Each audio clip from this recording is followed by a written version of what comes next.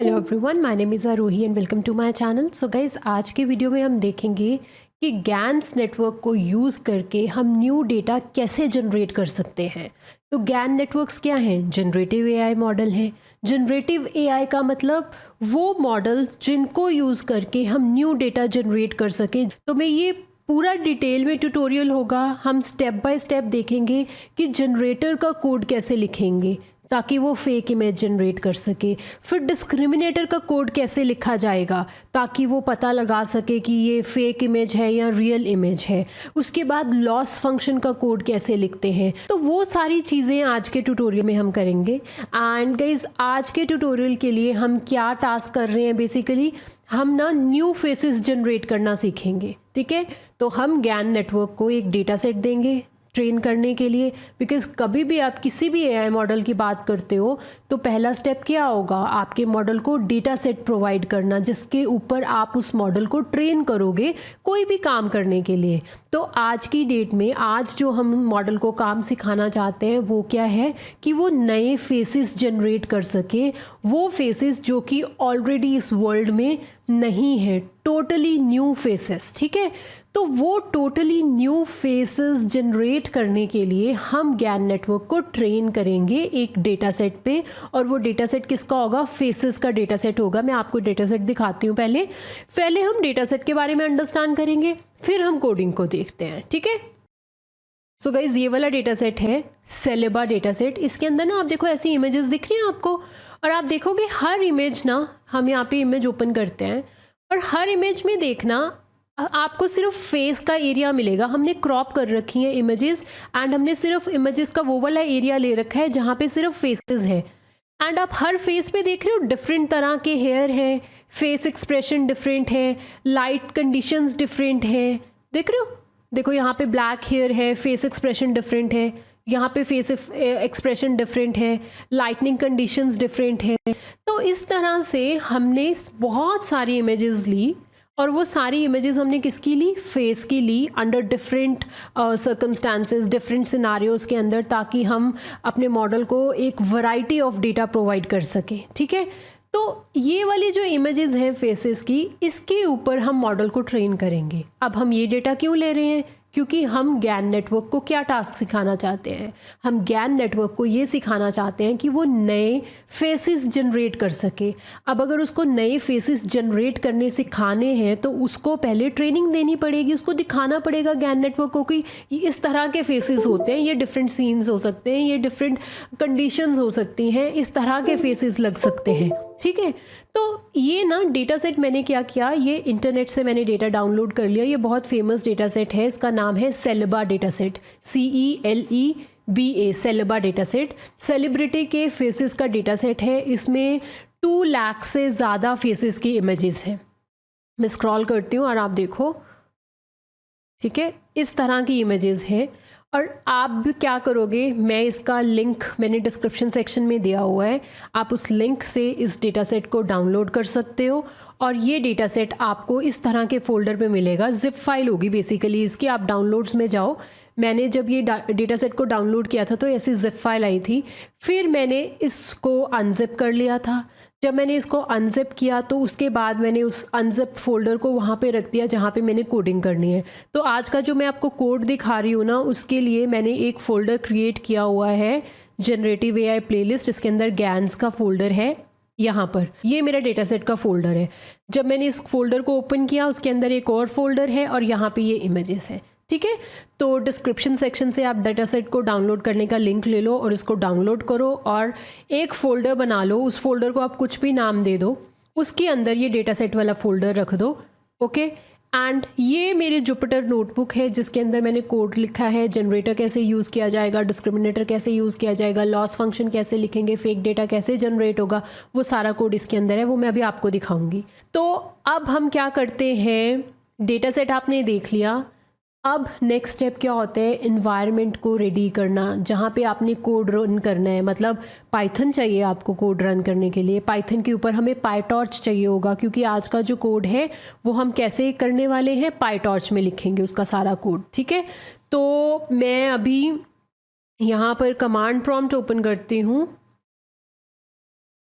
ठीक है, मेरा कोड है ई ड्राइव में, तो मैं ई ड्राइव में चले गई। उसके अंदर हमारे पास ये फ़ोल्डर है, देख रहे हो मैंने मेरा काम कहाँ पड़ा है सारा, जनरेटिव एआई प्लेलिस्ट के अंदर, तो मैं ना उस फोल्डर में जा रही हूँ। ठीक है, उसके बाद ये गैन्स का मैंने फ़ोल्डर बनाया हुआ है, तो यहाँ पर आ रही हूँ मैं। अब यहाँ पे ना मैंने एक सेपरेट इन्वायरमेंट क्रिएट किया हुआ है, ये देख रहे हो, ये मेरे इन्वायरमेंट का नाम है। इसके अंदर मैंने सारा जो भी इंस्टॉलेशंस करी हैं आज की, पाईटॉर्च को इंस्टॉल करा है, डिफरेंट पाइथन वर्जन इंस्टॉल करा है, सब कुछ मैंने यहाँ पे इंस्टॉल करा है। तो मैं अब पाइथन इन्वायरमेंट को एक्टिवेट करूँगी। अगर आपको नहीं पता पाइथन इन्वायरमेंट कैसे बनता है, उसको कैसे एक्टिवेट करना है, तो मेरे चैनल पे एक वीडियो है जिसमें मैंने स्टेप बाय स्टेप बताया है कि पाइथन इन्वायरमेंट आप कैसे क्रिएट कर सकते हो। वो वीडियो को फॉलो करके आप पाइथन इन्वायरमेंट क्रिएट कर लो। उसके बाद आप ये लाइन लिखोगे एंड इन्वायरमेंट एक्टिवेट हो जाएगा। इन्वायरमेंट एक्टिवेट होने पे आपको ऐसा दिख जाएगा। दूसरा ऑप्शन क्या है गाइज, अगर आपको इन्वायरमेंट नहीं क्रिएट करना है, आप डायरेक्टली आपके पीसी पे पाइथन है, आप उस पर रन करना चाहते हो, तो आपको ये स्टेप करने की कोई ज़रूरत नहीं है। ठीक है, ये सिर्फ मैंने क्या किया, मैं उस फोल्डर में गई जहाँ पे मेरा पाइथन इन्वायरमेंट है, मैंने पाइथन इन्वायरमेंट को एक्टिवेट कर लिया।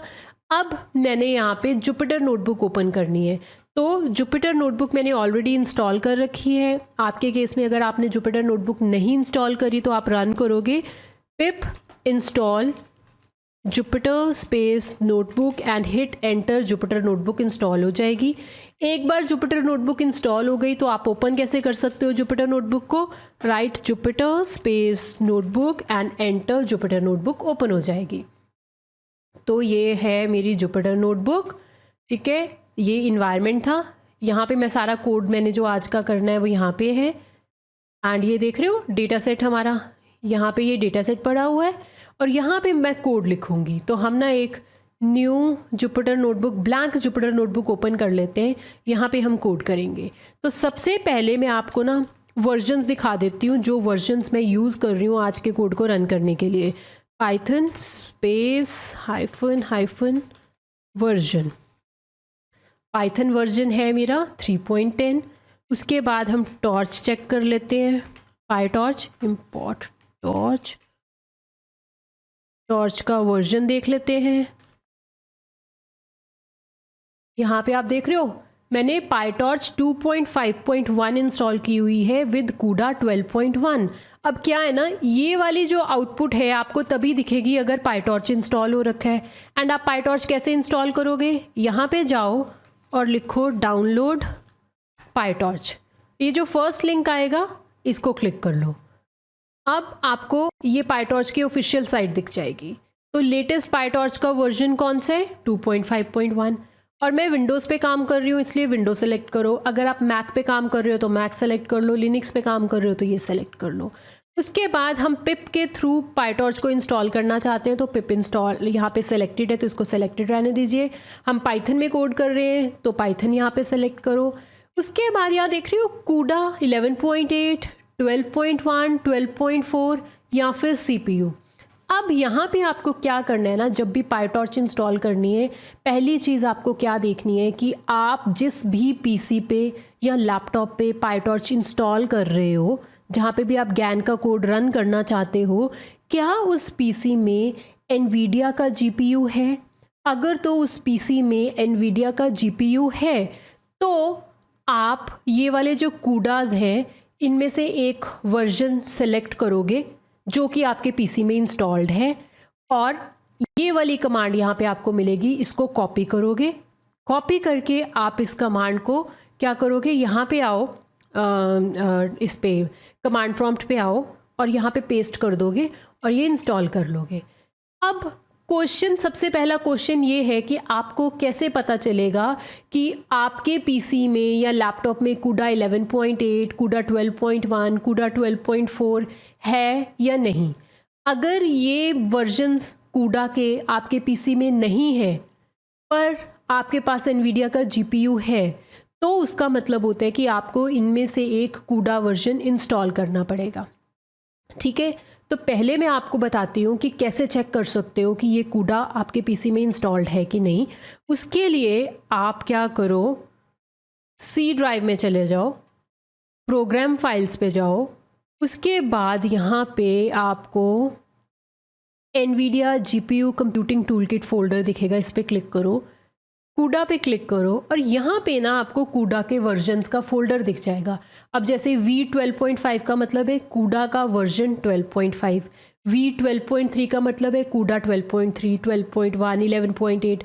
तो मेरे पीसी में ना मैंने इतने सारे डिफरेंट कूडा के वर्जन्स इंस्टॉल कर रखे हैं। अगर तो यहाँ पे आपको कोई फ़ोल्डर, इस कूडा फ़ोल्डर के अंदर अगर आपको यहाँ पे कोई फ़ोल्डर दिख रहा है, उसका जो फ़ोल्डर का नाम होगा ना वो वर्जन कूडा का आपके पीसी में या लैपटॉप में इंस्टॉल हो रखा है। अगर यहाँ पे आपको कोई फ़ोल्डर नहीं दिखता, उसका मतलब है आपके पीसी में या लैपटॉप में कूडा इंस्टॉल नहीं है एंड आपको वो इंस्टॉल करना पड़ेगा। वो कैसे इंस्टॉल करते हैं उसके लिए आप ये वाला ट्यूटोरियल देख लो, इसमें मैंने स्टेप बाय स्टेप बताया है कि कूडा को कैसे इंस्टॉल करना है और फिर GPU को पाईटॉर्च के साथ कैसे यूज़ करना है। ठीक है, क्योंकि अगर आपके पीसी में या लैपटॉप में GPU है तो आपको उसकी पावर यूज़ करनी चाहिए, उससे काम फास्ट हो जाएगा, राइट। तो उसको कैसे इंस्टॉल करना है कूडा को, तो ये ट्यूटोरियल देख लो, आपको पता चल जाएगा। तो अब मेरे केस में आप देख रहे हो मेरे पास ये वाले कूडा के वर्जन्स हैं। आपके केस में यहाँ पे एक फ़ोल्डर भी हो सकता है। मैंने तो डिफरेंट एप्लीकेशंस के लिए ना डिफरेंट प्रोजेक्ट्स के लिए डिफरेंट वर्जन्स चाहिए थे तो इसलिए इंस्टॉल किए हुए हैं। आपको ये सारे वर्जन्स इंस्टॉल करने की ज़रूरत नहीं है। आपके केस में सिर्फ एक कूडा वर्जन जो ज्ञान को चलाने के लिए आपको चाहिए, सिर्फ वो चाहिए आपको। तो हम वापस आते हैं, यहाँ पे आप देखोगे कि इस फोल्डर में कौन सा कूडा वर्जन है। तो मेरे केस में 12.1 भी है, 11.8 है, बट 12.4 नहीं है। तो मैं यहाँ से 11.8 या 12.1 सेलेक्ट कर लूँगी, ये कमांड मिल जाएगी। इसको यहाँ से कॉपी करो, torch vision and torch audio, तीनों आप क्या करोगे, यहाँ पे आके, इसको पहले मैं ऐसे कर देती हूँ, यहाँ पे आके वो कमांड को पेस्ट कर दोगे। कौन सी कमांड को?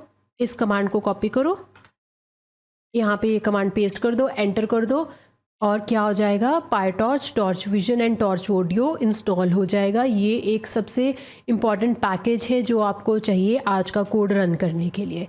तो इस तरह से ये इंस्टॉल कर लोगे। उसके बाद मैं अब दोबारा से जुपिटर नोटबुक ओपन कर लेती हूँ। तो हम यहाँ पे कोड कर रहे थे। उसके बाद अब आप यहाँ पे चेक करोगे, अगर तो आपका पाईटॉर्च सक्सेसफुली कूडा के साथ कंपाइल होके इंस्टॉल हो जाएगा तो आपको इस तरह की आउटपुट दिखेगी कि पाईटॉर्च का वर्जन है 2.5.1 and it is compiled with कूडा 12.1। अब हम इसके बाद देखते हैं अपने GPU का कि कौन सा GPU ये यूज़ कर रहा है। Okay, let me run it again. ठीक है, तो हम कौन सा GPU यूज़ कर रहे हैं NVIDIA का, RTX 3090। अब इसके बाद हमें ये वाले पैकेजेस इंस्टॉल करने हैं, numpy एंड मैटप्लॉटलिब। ठीक है, बस गाइज इतना आप करोगे और आपका इन्वायरमेंट रेडी हो जाएगा गैन्स को रन करने के लिए। हमने क्या क्या इंस्टॉल किया, हमने PyTorch, torch vision, torch audio, उसके बाद मैटप्लॉटलिब एंड numpy, ये पैकेजेस इंस्टॉल करें। अब हम कोड को देखते हैं कि हम कैसे कोडिंग करेंगे। सबसे पहले हम एक क्लास बनाएंगे। वो क्लास का क्या काम होगा, हमारे डेटा सेट को लोड करना जनरेटर के अंदर, है ना। जो भी हम कोड लिखेंगे उसमें डेटा तो लोड करना पड़ेगा, तभी मॉडल उस पर ट्रेन होगा। तो अब हम सबसे पहले वो कोड समझते हैं कि हमारे पास जो ये वाला डेटा है फोल्डर में, ये ड्राइव में यहाँ पे जो मेरा कोड पड़ा है, ये वाला जो मेरा डेटा पड़ा हुआ है, इमेजेस पड़ी हुई हैं, इस इमेजेस को हम कैसे लोड करें अपने मॉडल में। तो उसके लिए क्या कोड लिखा जाएगा, सबसे पहले ना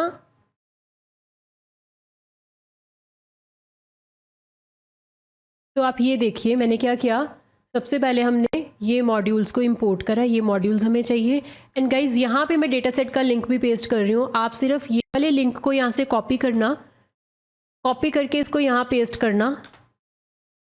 इस तरह से स्क्रीन दिखेगी, डाउनलोड एनीवे कर देना और डाउनलोड्स फोल्डर के अंदर फिर आपको ये वाले नाम का फोल्डर मिल जाएगा और इसको पेस्ट कर देना आप अपने कोडिंग वाले फोल्डर में। ठीक है, तो ये हमारा डेटा सेट है। अब मैंने एक क्लास बनाई जिसको मैंने ये नाम दे दिया सेल्बा डेटा सेट। अब इस क्लास का ना सिर्फ इतना ही काम है कि फोल्डर से सारी इमेजेस को रीड करना और उन इमेजेस को इस तरह से प्रोसेस करना ताकि हमारा मॉडल उसको एक्सेप्ट कर सके। ठीक है, तो हमने क्या किया, देखो यहाँ पे ये रूट डायरेक्टरी, यहाँ पे ना हम पाथ देंगे अपने इमेजेस के फोल्डर का। हमारी इमेजेस कहाँ पड़ी हुई हैं, देखो ई ड्राइव में, इस फोल्डर के अंदर, इस फोल्डर में, फिर ये फोल्डर है और यहाँ पर हमारी इमेजेस पड़ी हुई हैं। ये जो पाथ है, ये पाथ हम प्रोवाइड करेंगे रूट डायरेक्टरी में। एंड एक हम ट्रांसफॉर्म यूज़ करेंगे। इस ट्रांसफॉर्म के अंदर ना हमने बहुत सारे वो सारी ट्रांसफॉर्मेशंस लिखी होंगी जो हम इमेजेस पे अप्लाई करना चाहते हैं। ये मैं थोड़ी देर में आपको समझाती हूँ। उसके बाद मैं सारी इमेजेस को ना एक लिस्ट में सेव करना चाहती हूँ। कोई भी इमेज जिसकी एक्सटेंशन JPG होगी, वो सारी इमेजेस को मैं एक लिस्ट में स्टोर करना चाहती हूँ। और यहाँ पर इसमें हम सिर्फ लेंथ देख रहे हैं कि कितनी नंबर ऑफ इमेजेस हैं हमारे फोल्डर में। एंड ये जो यहाँ पे फंक्शन है, ये देखो क्या कर रहा है, हम सारी इमेजेस को, ये जो लिस्ट थी इमेजेस की, सारी इमेजेस का नाम हमें यहाँ पे मिल गया।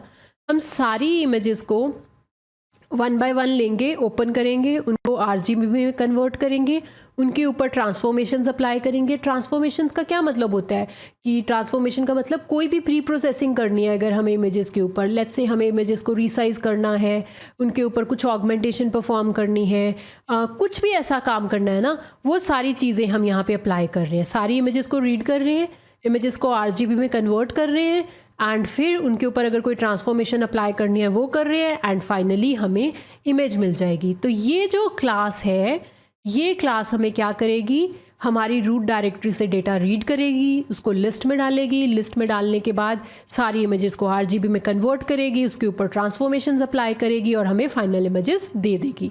तो ये है हमारा ये है हमारा कोड जिसकी हेल्प से अभी हम डेटा रीड करेंगे। अब नेक्स्ट सेल में हम इसको यूज़ करते हैं, इस क्लास को ना अभी हम यूज़ करेंगे। तो उससे पहले मैंने क्या किया, एक वेरिएबल लिया ट्रांसफॉर्म नाम का, इसके अंदर ना मैंने वो सारी ट्रांसफॉर्मेशन लिख दी जो हमें चाहिए। तो देखें क्या क्या ट्रांसफॉर्मेशंस हैं। ट्रांसफॉर्म, एक तो मैं सारी इमेजेस को रीसाइज करना चाहती हूँ 64x64 साइज में, और सारी इमेजेस का ना मैं सेंटर से क्रॉप कर रही हूँ। ठीक है, फिर उसके बाद मैं सारी इमेजेस को टेंसर में कन्वर्ट कर रही हूँ। ये बहुत इंपॉर्टेंट स्टेप है क्योंकि हम पाईटॉर्च यूज़ कर रहे हैं। पाईटॉर्च यूज़ कर रहे हो तो पाईटॉर्च कोई भी डेटा जो है वो टेंसर के फॉर्म में एक्सेप्ट करेगा, वो इमेजेस को एज इट इज़ नहीं एक्सेप्ट करेगा। तो हमें अपनी सारी इमेजेस को टेंसर में कन्वर्ट करना पड़ेगा, तो हम वो कर रहे हैं। उसके बाद हम अपने डेटा को ना नॉर्मलाइज कर रहे हैं। नॉर्मलाइज का मतलब क्या होता है कि हम सारे डेटा को ना सेम रेंज में लेके आ रहे हैं। तो हमने यहाँ पे मीन की वैल्यू क्या रखी हुई है, 0.5 तीनों चैनल्स के लिए। स्टैंडर्ड डिविएशन भी क्या है, 0.5 तीनों चैनल्स के लिए।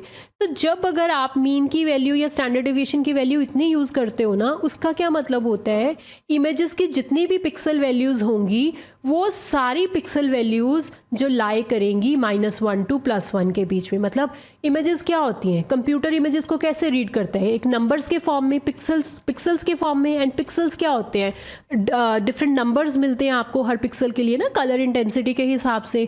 तो वो जो नंबर होंगे ना इमेजेस के, जो पिक्सल्स होंगे, वो सारी वैल्यूज़ -1 to +1 के बीच में लाई करेगी। तो ये वाली ट्रांसफॉर्मेशंस हम अप्लाई करना चाहते हैं सारी अपनी ट्रेनिंग इमेजेस के ऊपर जो कि हमारे इस फोल्डर में पड़ी हुई हैं। इन सारी इमेजेस को हम से देखो, अभी आप इमेजेस का साइज़ देख रहे हो, क्या साइज़ है इमेजेस का, 178 × 218। यहाँ पे भी इस इमेज, सारी इमेजेस का साइज़ क्या है, 178 × 218।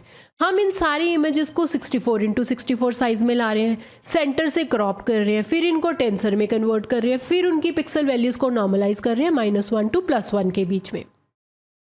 तो ये जो ट्रांसफॉर्मेशन है मैं सारे डेटा पे लोड करना चाहती हूँ। तो इस वेरिएबल में यहाँ पे देखो, सबसे पहले मैं क्या कर रही हूँ, मैं यहाँ पर पाथ दे रही हूँ इमेजेस फोल्डर का। यहाँ पे हमारी इमेजेस पड़ी हैं, तो यही वाला पाथ है ना। आप यहाँ पे चेंज करोगे पाथ, आप देखोगे आपके पीसी पे या लैपटॉप पे कहाँ पड़ा हुआ है आपका डेटा सेट, उसके हिसाब से ये वाला पाथ आप चेंज करोगे। उसके बाद इस वेरिएबल में, डेटासेट वेरिएबल में, हम सेलेबर डेटासेट क्लास को कॉल कर रहे हैं। रिमेंबर ये वाली क्लास सेलेबर डेटासेट को कॉल कर रहे हैं। और हमने रूट डायरेक्टरी में अपने डेटा सेट का पाथ दे दिया एंड जो ट्रांसफॉर्मेशन उसमें अप्लाई करनी है कौन सी करनी है, ये वाली ट्रांसफॉर्मेशंस अप्लाई करनी है। ठीक है, तो डेटा सेट वेरिएबल के अंदर अब हमारे पास पूरा हमारा डेटा सेट की जो इमेजेस हैं और जो ट्रांसफॉर्मेशंस अप्लाई करनी है वो हो गई। उसके बाद अब हम डेटा लोडर बना रहे हैं। डेटा लोडर गाइस बहुत इंपॉर्टेंट होता है। डेटा लोडर की हेल्प से हम डेटा लोड करते हैं मॉडल में बैचेस के अंदर। क्या होता है, हम जब भी कोई मॉडल को ट्रेन करते हैं तो हम जो डेटा होता है उसको बैचेस में देते हैं ना, तो क्योंकि हमारे पास बहुत ज़्यादा डेटा होता है, मैं 2 लाख इमेजेस वन गो में मॉडल को नहीं दे सकती ट्रेनिंग के लिए, क्योंकि जो नॉर्मली हम पीसी या लैपटॉप यूज़ करते हैं उसकी रैम इतनी नहीं होती कि आप इतना सारा डेटा सेट वन गो में दे दो। तो हम क्या करते हैं, छोटे छोटे बैचेस बना लेते हैं और उसमें डेटा प्रोवाइड करते हैं मॉडल को ट्रेनिंग के लिए। तो मैंने क्या किया, यहाँ पे बैच साइज 128, मतलब एक बार में 128 इमेजेस हम मॉडल को देंगे ट्रेनिंग के लिए। तो बैचेस में इमेजेस जाएंगी, 128 का बैच, 128 का बैच, फिर नेक्स्ट 128 इमेजेस, फिर नेक्स्ट 128 इमेजेस। इस तरह से हम इमेजेस बैचेस में मॉडल को देना चाहते हैं ट्रेनिंग के लिए। तो जब हमें मॉडल को डेटा प्रोवाइड करना है ना बैचेस में, उसके लिए हमें डेटा लोडर चाहिए। तो हमने डेटा लोडर यूज़ किया, डेटा लोडर को ये वाला डेटा सेट प्रोवाइड कर दिया। ठीक है, डेटा यहाँ पे क्या पड़ा है, इस डेटा सेट में हमारे डेटा सेट का पाथ हमने दिया हुआ है, उसके ऊपर ट्रांसफॉर्मेशंस अप्लाई करी हुई हैं, वो सारी यहाँ पे मिल गया इसको। बैच साइज हमने डिफाइन कर दिया and shuffle true. Shuffle true का क्या मतलब है कि हम मॉडल को मल्टीपल इपॉक्स के लिए ट्रेन करते हैं ना, इपॉक 1, इपॉक 2, इपॉक 3। तो हर बार ना उसको डिफरेंट सेट ऑफ 128 इमेजेस मिले बैच में। अगर तो हर बार सेम ही इमेजेस जाती रहेंगी मॉडल के पास, हर एक इपॉक में अगर सेम इमेजेस जाती रहेंगी तो फिर इतने सारे इपॉक्स रन करने का फ़ायदा ही नहीं है ना। तो हम चाहते हैं हर बार हर इपॉक में डिफरेंट सेट ऑफ 128 इमेजेस का जो बैच होगा ना वो मॉडल के पास जाए ट्रेनिंग के टाइम पे। तो इसलिए शफल ट्रू लिखा कि इमेजेस शफल होके जाएं उसके पास। और फिर हम यहाँ पे बस इमेजेस की लेंथ चेक कर रहे हैं, इसको रन कर रहे हैं। तो ओके, अब हमारा जो पाथ है ना वो पाथ की मिस्टेक बता है। तो हम क्या करते हैं ना, यहाँ पे जाकर यहाँ से इस पाथ को कॉपी कर लो और फिर वो जो पाथ है वो पाथ यहाँ पे दे दो। तो इसको ऐसे कर देते हैं, ये हमारे इमेजेस का पाथ है, इसको रन कर देते हैं। देख रहे हो 2,02,599 इमेजेस, इतनी इमेजेस हैं हमारे पास। तो इस तरह से हमारे डेटा लोडर में डेटा आ गया। अब नेक्स्ट स्टेप है जनरेटर का कोड लिखना, डिस्क्रिमिनेटर का कोड लिखना, है ना, ताकि वो फेक इमेज जनरेट कर सके। तो गाइज़ अगर आपको याद होगा, एक बार हम क्या करते हैं ना, यहाँ पे आते हैं and let's just scroll up. ये जो मेरा पिछला ट्यूटोरियल था गैन्स का, उसमें मैंने आपको बताया था कि हमारा काम कैसे स्टार्ट होता है। हम रैंडम नॉइज़, जिसको कि हम Z बोल रहे हैं, रैंडम नॉइज़ Z, जो कि एक रैंडम नॉइज़ का मतलब क्या होता है, रैंडम नंबर्स, कुछ रैंडम नंबर्स। ठीक है, और हमारे पास 1 डायमेंशनल वेक्टर है जिसमें 100 डिफरेंट वैल्यूज़ हैं। ये रैंडम नॉइज़ हम जनरेटर को देते हैं और जनरेटर अपना पूरा लेयर आर्किटेक्चर उस पर जो होगा उसका आर्किटेक्चर वो एग्जीक्यूट होगा और फाइनली वो हमें एक फेक इमेज जनरेट करके देगा। एंड हम फेक इमेज को क्या बोलते हैं, G मतलब जनरेटर, Z का मतलब रैंडम नॉइज से इमेज जनरेट हुई। तो Z ऑफ Z जहाँ पे भी आप देखोगे इसका मतलब है फेक इमेज। एंड ये जो फेक इमेज हमारी जनरेट होगी उसका साइज़ कितना है, 64x64x3, मतलब उसकी हाइट एंड विड्थ कितनी होगी, 64x64। एंड उसमें नंबर ऑफ चैनल्स कितने होंगे, 3 RGB, क्योंकि कलर्ड इमेज जनरेट कर रहे हैं हम। ठीक है, तो ये वाला जो टास्क है, ये वाला जो कोड है, ये अब हम जनरेटर में लिखेंगे। तो देखते हैं कैसे लिखा जाएगा। तो हम यहाँ पे आते हैं, ये कोड मैंने पेस्ट कर दिया। ये कुछ पैकेजेस थे, इंपोर्ट कर लिए। मैंने एक क्लास बनाई जिसको नाम दे दिया जनरेटर। यहाँ पे ना मैं पाइटॉर्च की एक बेस क्लास होती है nn.module, उसको इंपोर्ट कर रही हूँ। उसको यूज़ करके हम कोई भी न्यूरल नेटवर्क बना सकते हैं। तो जनरेटर एंड डिस्क्रिमिनेटर क्या हैं, दोनों न्यूरल नेटवर्क्स हैं। तो हम कोड लिखेंगे, पहले हम एक न्यूरल नेटवर्क बनाएंगे जो जनरेटर की तरह काम करेगा, फेक इमेज जनरेट करेगा। फिर एक हम और न्यूरल नेटवर्क बनाएंगे जो डिस्क्रिमिनेटर होगा, ठीक है, जो कि ये बताएगा कि इमेज जो जनरेट हो रखी है वो फेक है कि रियल है। ओके, तो हमने जनरेटर क्लास बनाई, नाम दे दिया उसको क्लास को जनरेटर।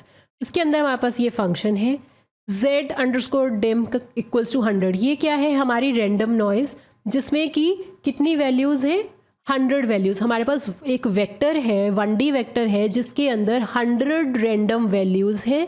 ठीक है, ये बनेगी इनपुट जनरेटर की। Image channels equal to 3, coloured image बनाना चाहते हैं RGB, तो इसलिए 3 लिखा।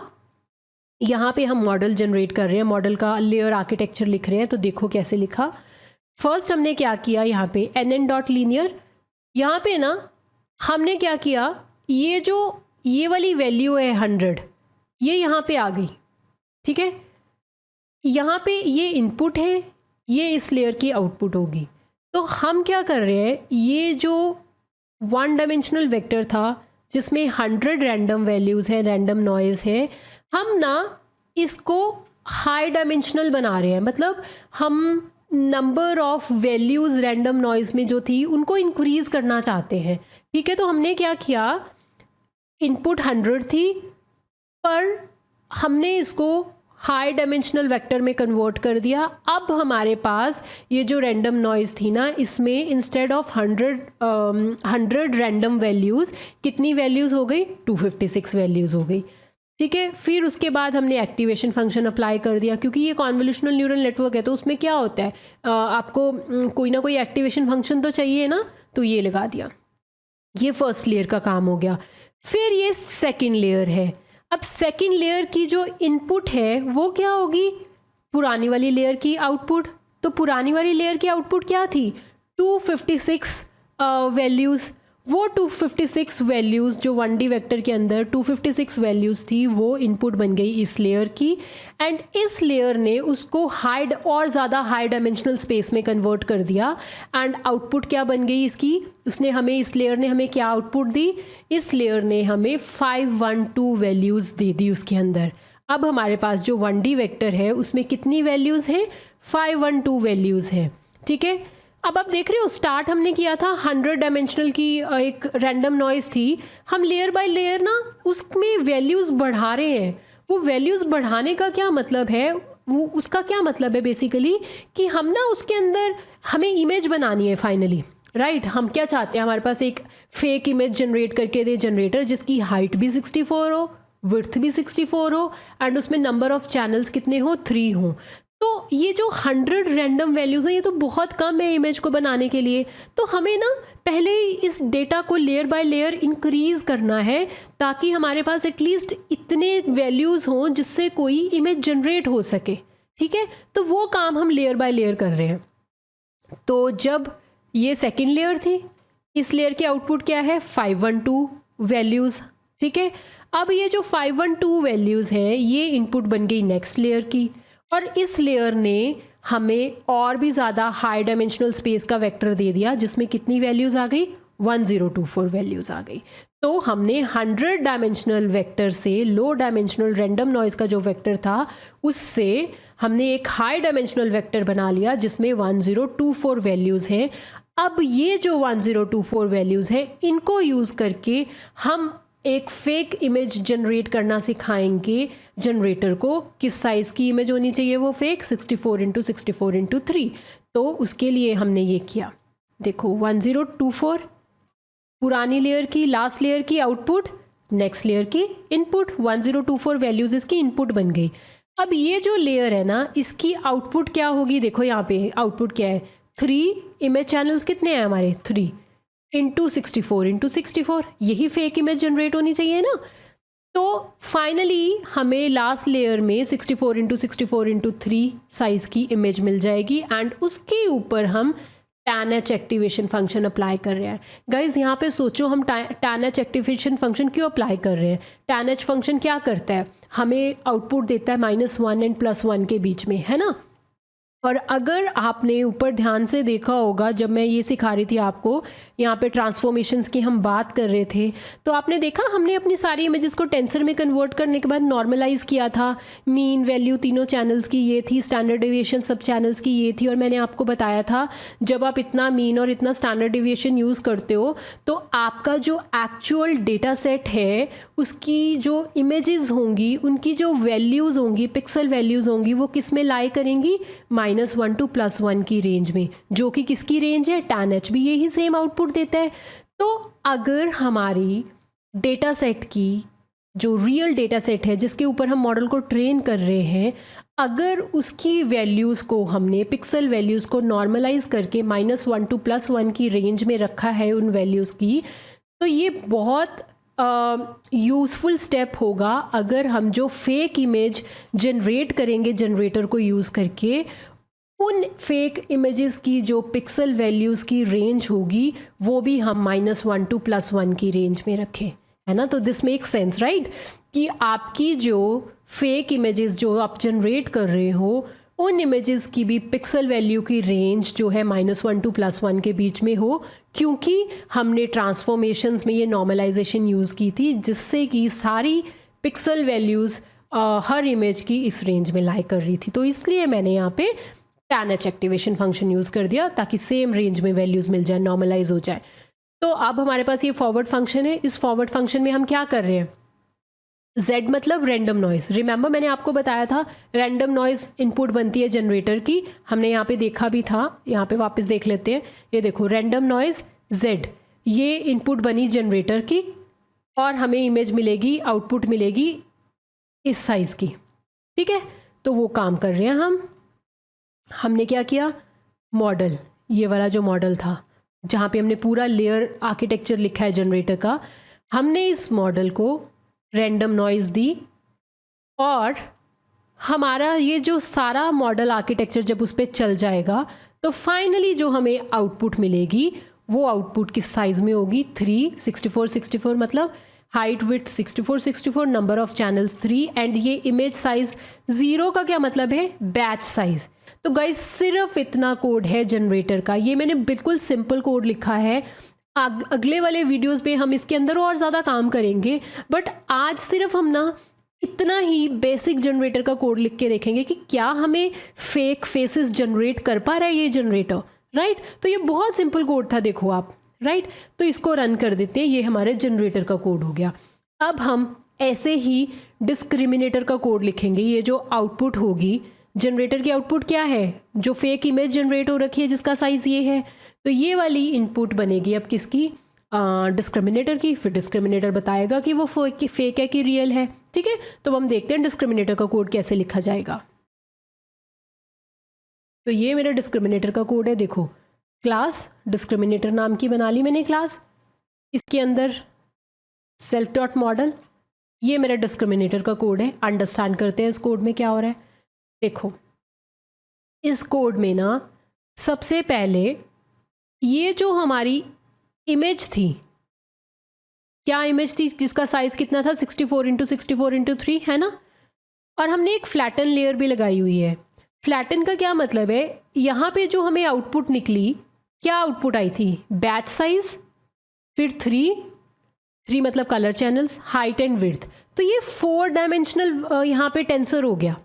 पर डिस्क्रिमिनेटर ना इस इमेज को ऐसे ही काम नहीं कर पाएगा। डिस्क्रिमिनेटर पहले इस 4D टेंसर को 1D टेंसर में कन्वर्ट करेगा, फिर उसके ऊपर वो अपनी लेयर बाय लेयर काम करेगा और फाइनली हमें बताएगा कि वो इमेज फेक है कि रियल।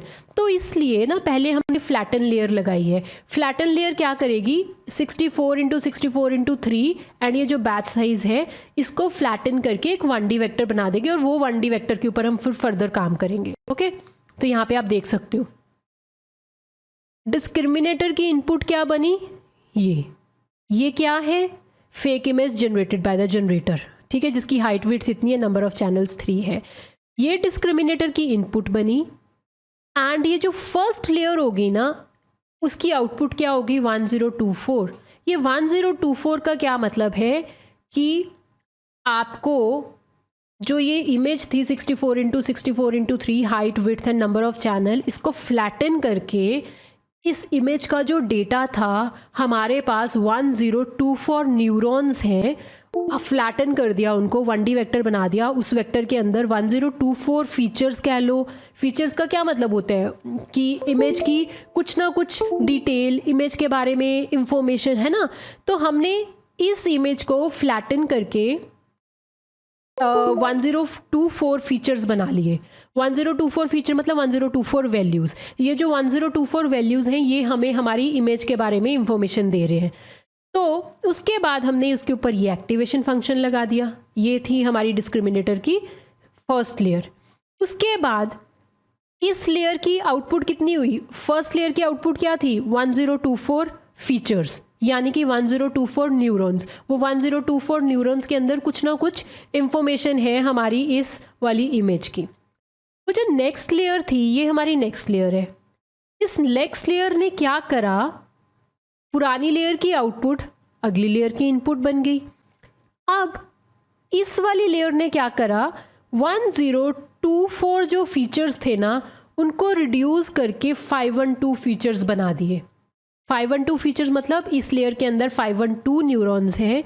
वो 512 न्यूरॉन्स के अंदर वो सारी इंफॉर्मेशन है जो हमें अपनी इमेज के बारे में बता रही है। बट आप एक चीज़ नोट करोगे कि पुरानी लेयर में तो 1024 न्यूरॉन्स थे, ज़्यादा फीचर्स थे, इस लेयर में वो कम हो गए। तो लेयर बाय लेयर ना हम ये नंबर ऑफ़ फीचर्स कम करी जाएंगे और फाइनली फिर हमें एक लास्ट में एक वैल्यू मिलेगी जिस पे डिपेंड करेगा हमारी आउटपुट क्या है। ओके, तो फिर इस लेयर का ये एक्टिवेशन फंक्शन था।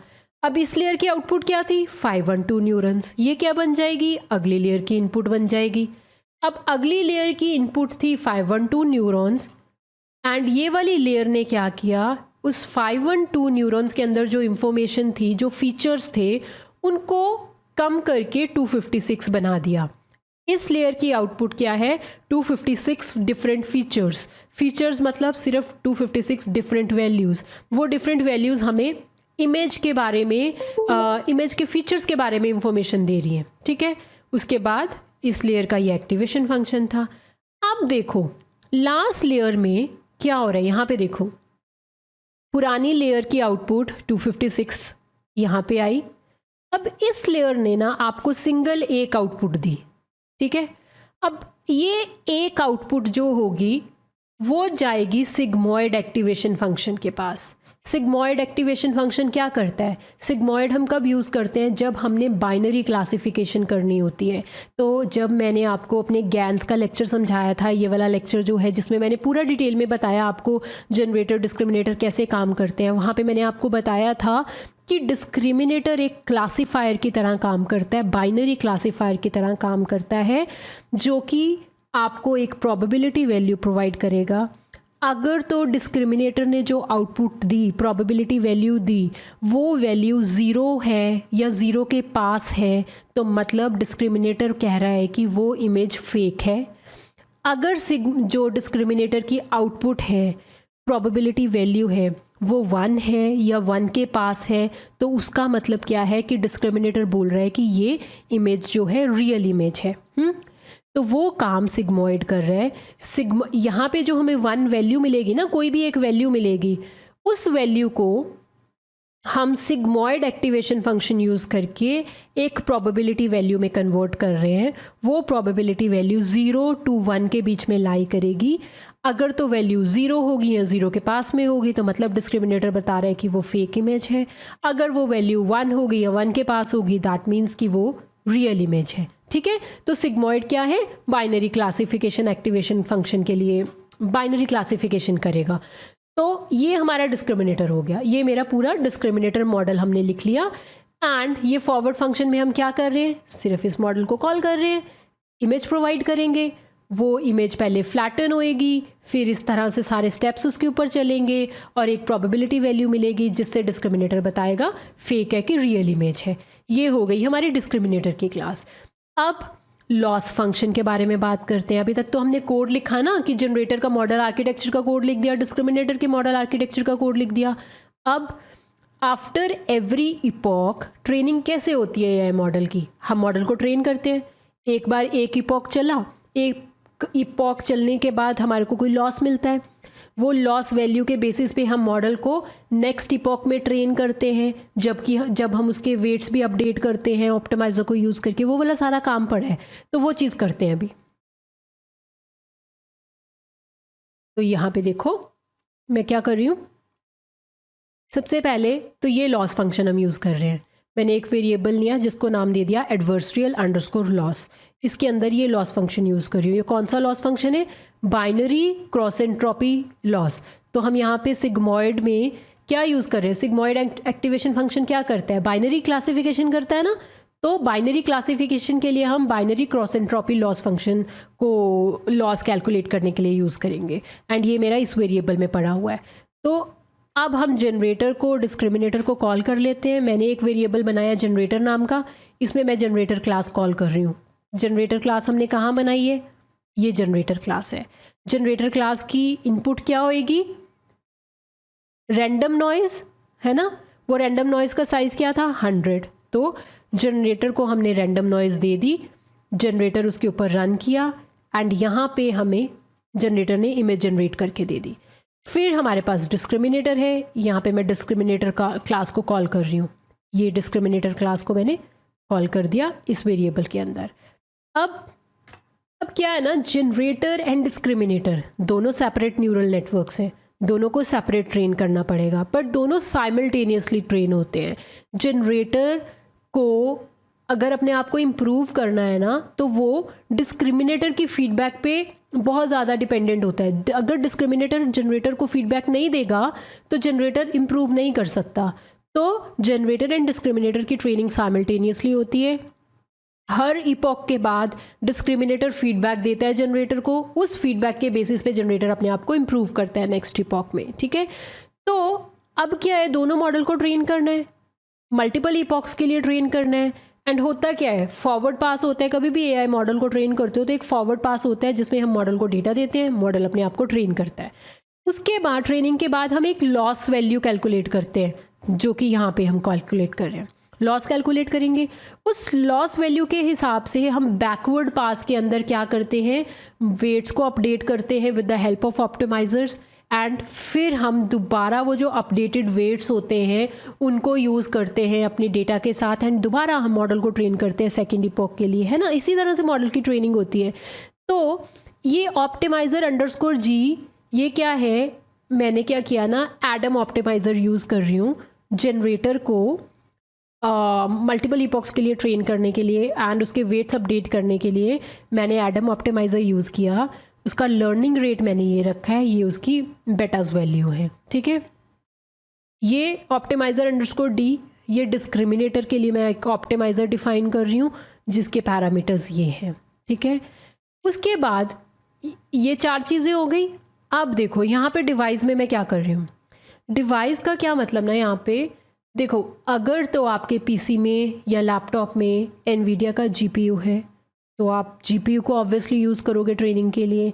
उसके लिए आपको क्या करना पड़ेगा, पहले ये जो आपका कोड है ना, जनरेटर का कोड एंड डिस्क्रिमिनेटर का कोड, इसको आपको उस डिवाइस पे लेके जाना पड़ेगा, इसको जीपीयू पे लेके जाना पड़ेगा। तो ये जो लाइन है ना, इसका क्या मतलब है, अगर तो कूडा अवेलेबल है, जीपीयू अवेलेबल है तो जीपीयू यूज़ करो, नहीं तो सीपीयू यूज़ करो। इस लाइन में मैं जनरेटर को जीपीयू पे लेके जा रही हूँ अगर जीपीयू अवेलेबल है, अदरवाइज सीपीयू। एंड इस लाइन में अगर जीपीयू अवेलेबल है तो मैं डिस्क्रिमिनेटर को भी जीपीयू पे लेके जा रही हूँ। दोनों चीज़ें सेम डिवाइस पे होनी चाहिए। तो हम इसको रन कर देते हैं। अब ट्रेनिंग करनी है हमने, अभी तक हमने सारे पैरामीटर्स डिफाइन किए, ट्रेनिंग नहीं स्टार्ट करी। अब हम ट्रेनिंग स्टार्ट करते हैं, और मैंने एक फंक्शन लिखा है जिस फंक्शन की हेल्प से हम ट्रेनिंग कर सकते हैं, वो अंडरस्टैंड करते हैं। ये मेरा फंक्शन है, देखो फंक्शन का नाम है ट्रेन। जनरेटर, डिस्क्रिमिनेटर भी दे रहे हैं, डेटा लोडर दे रहे हैं, और कितने इपॉक्स के लिए ट्रेन करना है। तो जनरेटर क्या करेगा, फेक इमेज जनरेट करेगा। डिस्क्रिमिनेटर बताएगा फेक है कि रियल है। डेटा लोडर की हेल्प से हम बैचेस में डेटा लोड करेंगे, एंड यहाँ पे कितने इपॉक्स के लिए हमने मॉडल को ट्रेन करना है। तो इस फंक्शन के अंदर हमने फॉर लूप लगाया, तो ये लूप उतनी बार चलेगा जितने इपॉक्स के लिए हमें रन करना है। तो 5 है यहाँ पे, तो ये लूप के अंदर जो भी है ये 5 टाइम्स रन होगा।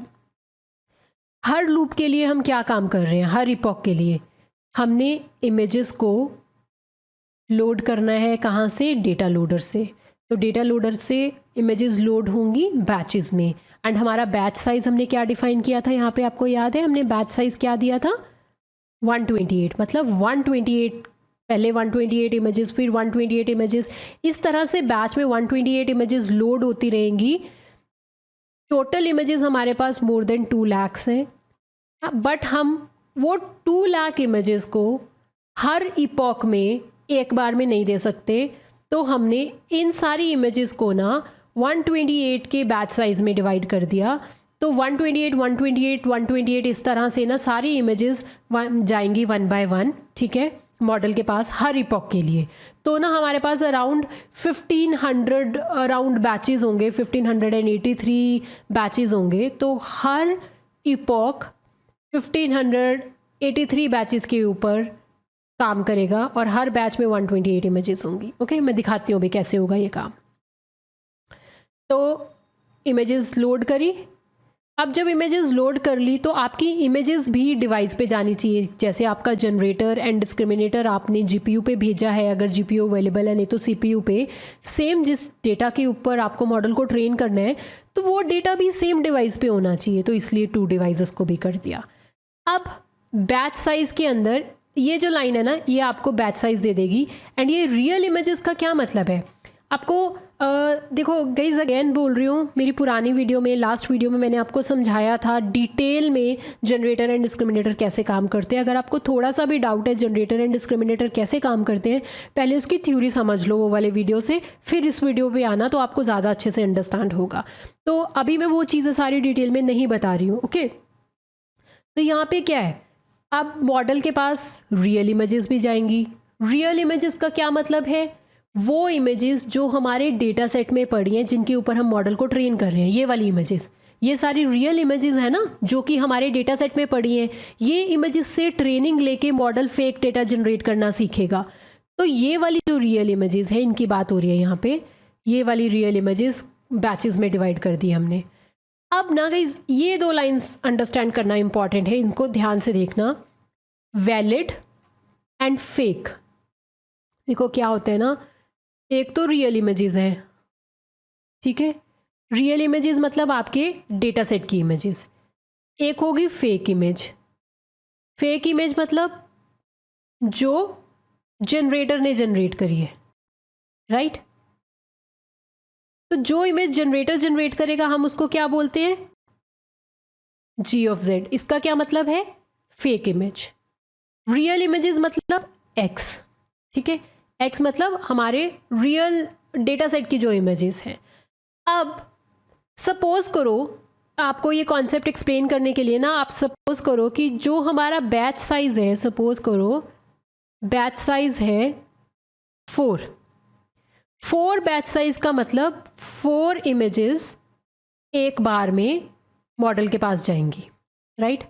जब ये 4 इमेजेस मॉडल के पास गई तो अब मॉडल को क्या बताना है, मॉडल बताएगा हर इमेज के लिए कि वो रियल इमेज है कि वो फेक इमेज है, रियल इमेज है कि फेक इमेज है, इसी तरह से सबके लिए बताएगा। रियल इमेज का मतलब 1 प्रोबेबिलिटी वैल्यू, फेक इमेज का मतलब 0 प्रोबेबिलिटी वैल्यू। हर इमेज के लिए ना वो एक वैल्यू प्रोवाइड करेगा जो किसकी रेंज में होगी, 0 to 1 की रेंज के बीच में होगी। तो अब सपोज करो ये जो रियल इमेजेस थे, ये वाली जो 4 रियल इमेजेस हैं, इसके लिए ना हमारे पास ये आउटपुट है 1 1 1 एंड 1। ये रियल लेबल्स हैं जो हमने प्रोवाइड करे। ये रियल लेबल्स हम ना, ये जो रियल लेबल्स हैं ये हम इमेजेस के साथ में, जो डेटा सेट की इमेजेस हैं इसके साथ में मॉडल को दे रहे हैं, ठीक है। तो अब जो फेक इमेज है, अब क्या है ना, बेसिकली ये जो वैलिड था यहाँ पे, मैं अभी बताती हूँ आपको, 1 1 1 1। सपोज करो बैच साइज 4 है तो 4 1s का टेंसर मिल जाएगा। ये क्या है, हमारे पास एक टेंसर है, इसके अंदर ये 4 1 की वैल्यूज़ हैं। और एक मेरे पास, मैंने एक और टेंसर है, सपोज करो उसकी नाम है फेक, एंड उसमें वैल्यूज़ हैं 0 0 0 एंड 0, ठीक है। ये जो है, ये 2 वैल्यूज़ ये दो वैल्यूज़ की हम यहाँ पे बात कर रहे हैं।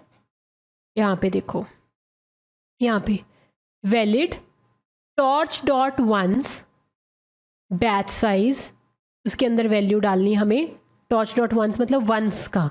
तो ये जो है ना वैलिड, एंड ये देखो फेक वेरिएबल के अंदर मैंने टॉर्च डॉट ज़ीरोज़ लिखा हुआ है, ठीक है, and batch size.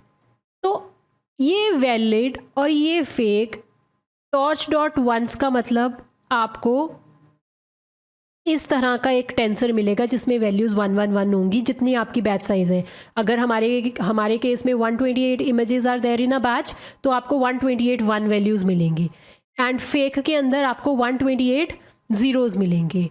And zero का मतलब मैंने आपको क्या बताया कि डिस्क्रिमिनेटर बोल रहा है कि इमेज फेक है, वन का मतलब डिस्क्रिमिनेटर बोल रहा है कि इमेज रियल है।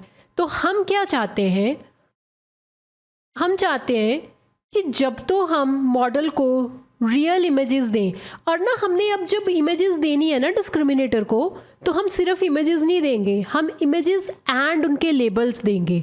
तो मैंने ये लेबल्स बेसिकली बनाए हैं। तो ये जो रियल इमेजेस जो हमारे डेटा सेट से जाएंगी डिस्क्रिमिनेटर के पास, उनके साथ ना हम उनको ये वाले लेबल्स भी देंगे। एंड ये लेबल्स क्या होंगे, 1, क्योंकि रियल इमेजेस के लिए लेबल 1 आना चाहिए ना। सेम जैसे ही फेक इमेज जनरेट होएंगी, फेक इमेजेस के साथ हम उनको ये वाले ज़ीरोज़ के लेबल देंगे, ठीक है। ये बेसिकली लेबल्स के लिए मैंने दो वेरिएबल्स बनाए हैं। अब देखो डिस्क्रिमिनेटर का जो ऑप्टिमाइज़र है वो है यहाँ पे, ये देखो रियल लॉस मतलब जो रियल इमेजेस के ऊपर जब हम लॉस कैलकुलेट करेंगे तो वो ऐसे करेंगे। देखो डिस्क्रिमिनेटर के पास क्या जा रहा है, रियल इमेजेस जा रही हैं एंड उनके लेबल्स जा रहे हैं, और वो लेबल्स क्या हैं जो वैलिड में पड़े हैं। वैलिड में क्या पड़े हैं, 1 डायमेंशनल वेक्टर पड़ा है इस तरह से, 1 2 3 4 1 1 1 साथ में जा रहा है, ठीक है। एंड ये इमेजेस एंड देयर लेबल्स हम दे रहे हैं डिस्क्रिमिनेटर को, फिर डिस्क्रिमिनेटर उसके ऊपर लॉस कैलकुलेट कर रहा है, एडवर्सरियल लॉस। रिमेंबर यहाँ पे हमने डिफाइन किया हुआ है ये एडवर्सरियल लॉस, ओके। सेम इसी तरह से जब फेक इमेज का लॉस कैलकुलेट करना है, जो जनरेटर ने जनरेट करी है इमेज, उसका लॉस कैलकुलेट करना है, तो हम क्या करेंगे, देखो डिस्क्रिमिनेटर के बाद जो इमेज जनरेटर ने जनरेट करी है, जनरेटर के पास जनरेटर वो होगा ना, एक रैंडम नॉइज़ होगी 100 डायमेंशनल, ये वो वाली चीज़ है। एंड देखो साथ में हम उसको फेक वेरिएबल प्रोवाइड कर रहे हैं। फेक वेरिएबल में क्या था, एक लिस्ट, एक टेंसर जिसमें 0 0 0 वैल्यूज़ है। तो फेक जब हमने डिस्क्रिमिनेटर को जनरेटर की जनरेटेड इमेज दी, उसके साथ हमने उसको लेबल्स भी प्रोवाइड करे जो लेबल फेक वेरिएबल में पड़े हैं, और इसमें आपको 0 0 0 0 लिखा हुआ है हमने, तो उसका लॉस कैलकुलेट कर रहे हैं। तो फिर अब ये जो है ना फेक एंड वैलिड, इसके बारे में थोड़ा सा और अंडरस्टैंड करते हैं ताकि आपको कॉन्सेप्ट समझ आ जाए अच्छे से। अब ये आपको पता चल गया वैलिड में ये पड़ा है, फेक में ये पड़ा है। अब डिस्क्रिमिनेटर ने जो आउटपुट दी, लेट्स से जो डिस्क्रिमिनेटर ने जो रियल वाले इमेजेस के ऊपर है, रियल इमेजेस के ऊपर जो डिस्क्रिमिनेटर ने प्रोबेबिलिटी दी वो ये है। लेट्स से इमेजिन करो 0.7 0.8 0.9 एंड 0.6। तो सपोज हमारे बैच में 4 इमेजेस हैं, तो ये डिस्क्रिमिनेटर ने आउटपुट दी, और ये हमारे ग्राउंड ट्रूथ प्रोबेबिलिटी वैल्यूज़ हैं जो कि हमने वैलिड में रखी हैं, 1 1 1 एंड 1। ये हमारे मॉडल की प्रिडिक्शन है ना, मॉडल ने जनरेट किया ये हमारी ग्राउंड ट्रूथ वैल्यूज़ हैं।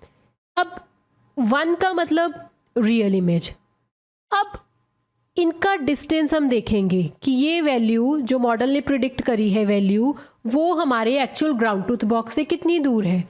ये वैल्यू 1 से कितनी दूर है, ये वैल्यू 1 से कितनी दूर है, ये वाली वैल्यू प्रिडिक्शन वैल्यू 1 से कितनी दूर है, ठीक है। तो ये जो ग्राउंड ट्रूथ वैल्यूज़ हैं, लेबल्स हैं रियल इमेजेस के लिए, ये हमने मैनुअली खुद से डिफ़ाइन करे, ताकि हम जो डिस्क्रिमिनेटर की जब आउटपुट आएगी, डिस्क्रिमिनेटर ने ये वाली जो प्रोबेबिलिटी वैल्यूज़ हमें दी, तो हम उसका लॉस कैलकुलेट कर सकें। इसी तरह से ये जो फेक वाली की बात है, ये फेक इमेजेस की ग्राउंड ट्रूथ वैल्यूज़ हैं, ग्राउंड ट्रूथ वैल्यूज़, ठीक है। अब मान लो डिस्क्रिमिनेटर की जो आउटपुट थी जनरेटर वाली इमेज के ऊपर GZ पे, वो मान लो ये 4 वैल्यूज़ थी, 0.4, 0.2, 0.3 एंड 0.1। अब हम इनको इसके साथ कंपेयर करेंगे, हर वैल्यू को ऐसे, इस ज़ीरो को इसके साथ, इसको इसके साथ, ठीक है। हम देखेंगे ये जो प्रोबेबिलिटी वैल्यूज़ हैं, ये हमारी जो ग्राउंड ट्रूथ वाली प्रोबेबिलिटी वैल्यूज़ थी, इससे कितनी दूर है। तो जब हम इनका डिफरेंस पता चल जाएगा तो हमें लॉस मिल जाएगा ना, ठीक है। ये काम कर रहे हैं हम यहाँ पे।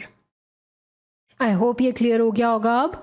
तो फाइनली हम real loss and fake loss को प्लस करके डिवाइड कर रहे हैं 2 के साथ, फिर लॉस मिल गया। लॉस के बाद हमें मॉडल के जो वेट्स हैं उनको अपडेट करना होगा बैकवर्ड पास में, है ना, तो वो काम कर रहे हैं। इस तरह से डिस्क्रिमिनेटर काम करेगा। एंड जनरेटर, अब जब डिस्क्रिमिनेटर का लॉस कैलकुलेट हो गया, और मैंने आपको बताया था कि डिस्क्रिमिनेटर की फीडबैक लेता है जनरेटर, है ना, तो इसीलिए हमने पहले डिस्क्रिमिनेटर का लॉस कैलकुलेट किया, क्योंकि ये जो लॉस है, ये जो फीडबैक है, ये जनरेटर को जाएगी अभी। तो यहाँ पे हमने ऑप्टिमाइज़र जनरेटर वाला यूज़ कर रहे हैं। ये हम जनरेटर का लॉस कैलकुलेट कर रहे हैं जी लॉस के अंदर। तो कैसे कैलकुलेट हो रहा है, जो डिस्क्रिमिनेटर की आउटपुट थी, वो जो जनरेटर ने इमेज जनरेट करी है उसके ऊपर, एंड वैलिड में क्या पड़ा है, टेंसर जिसमें 1 वैल्यूज़ हैं, वो गई, तो जी लॉस कैलकुलेट हो गया। उसके बाद लॉस मिल गया, तो बैकवर्ड पास में हम अब क्या करेंगे, वेट्स को अपडेट करेंगे ऑप्टिमाइज़र के थ्रू।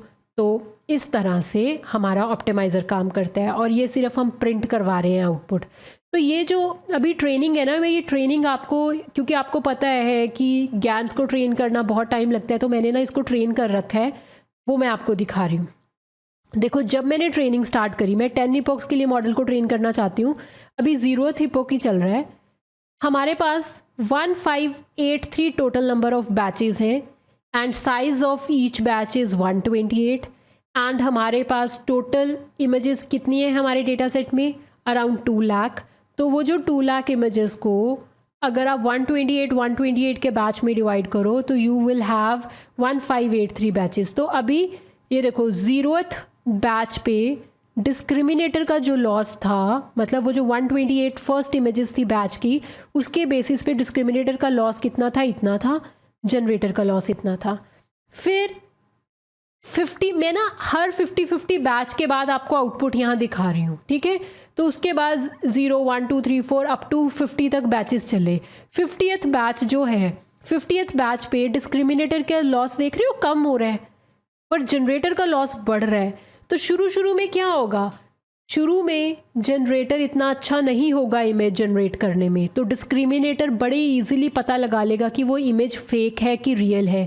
तो मतलब डिस्क्रिमिनेटर का लॉस जो होगा वो कम होगा शुरू में, एंड जनरेटर का लॉस ज़्यादा होगा, क्योंकि जनरेटर अभी फेक इमेज बनाना सीख ही रहा है। तो आपको पता है जनरेटर को बहुत ज़्यादा इपॉक्स लगते हैं सीखने के लिए एक्चुअल इमेज बनाना, है ना। तो इस तरह से आप देखो, जब हमारे मॉडल 0th इपॉक में सारे बैचेस रन हो गए, तो ये डिस्क्रिमिनेटर का लॉस था, ये जनरेटर का लॉस है। एंड आफ्टर फर्स्ट इपॉक में ये आपको ना कुछ इमेजेस दिखा रही हूँ जो हमारे मॉडल ने बनाई आफ्टर 0th इपॉक। 1 मिनट में दिखाती हूँ आपको। ये देखो, ये कुछ इमेजेस हैं आफ्टर फर्स्ट इपॉक, हमारे मॉडल ने ऐसी इमेजेस जनरेट करी। इस तरह की इमेजेस हमारे मॉडल ने जनरेट करी फर्स्ट इपॉक के बाद। उसके बाद देखो इपॉक नंबर 1 चला, ये इसके बाद भी देख रहे हो ये लॉस आपको यहाँ पे मिलेगा। एंड ये जो सेकंड इपॉक है, उसके बाद हमारा मॉडल इस तरह की इमेजेस जनरेट कर रहा है, ठीक है। उसके बाद नेक्स्ट इपॉक हुआ, फिर मॉडल ने इस तरह की इमेजेस जनरेट करी। तो इपॉक वाइज इपॉक हमारा मॉडल धीरे धीरे इमेजेस जनरेट करना सीख रहा है। तो मैंने मॉडल को सिर्फ 10 इपॉक्स के लिए ट्रेन किया था, तो मैं आपको दिखा रही हूँ। ये 5th इपॉक के बाद इस तरह की आउटपुट है, ये हमारा 6th इपॉक था, ऐसी आउटपुट आ रही है। इसी तरह से आप देखोगे ये 10th इपॉक की आउटपुट है। तो हम इतना तो देख सकते हैं कि फेसेस जनरेट हो रहे हैं, बट अभी ये बहुत अच्छी आउटपुट नहीं है। हमें मॉडल को बहुत ज़्यादा इपॉक्स के लिए ट्रेन करना पड़ेगा ताकि हमें एक अच्छी आउटपुट मिल सके, राइट। तो इस तरह से हम जनरेटर को और डिस्क्रिमिनेटर को, ज्ञान नेटवर्क को यूज़ करते हैं न्यू डेटा जनरेट करने के लिए। ये क्या है, ये जो फेसेस आप यहाँ पे देख रहे हो ना, ये एक न्यू फेसेस हैं जो कि वर्ल्ड में एग्जिस्ट नहीं करते हैं। एंड हमारे मॉडल ने ये फेसेस जनरेट करना कैसे सीखा, हमने अपने मॉडल को ये बहुत सारे different phases, around 2 lakh different phases के ऊपर ट्रेनिंग दी। एंड फिर हमारे मॉडल जो है फेसेस को जनरेट करना सीख रहा है। अभी उसने पूरी तरह से सीखा नहीं है, क्योंकि यहाँ पे आप देख सकते हो कि अभी बहुत अच्छे फेसेस जनरेट नहीं हो रहे हैं, बट वी कैन सी कि फेसेस बन रहे हैं अभी, राइट। तो इसका जो कोड है गाइज, ये मैंने डिस्क्रिप्शन सेक्शन में दिया हुआ है, ये कोड आप ट्राई कर सकते हो। And I hope this video is helpful. And guys, अगर आपको मेरा कंटेंट अच्छा लगा हो तो प्लीज़ मेरे चैनल को लाइक करना, शेयर करना एंड सब्सक्राइब करना। Thank you for watching.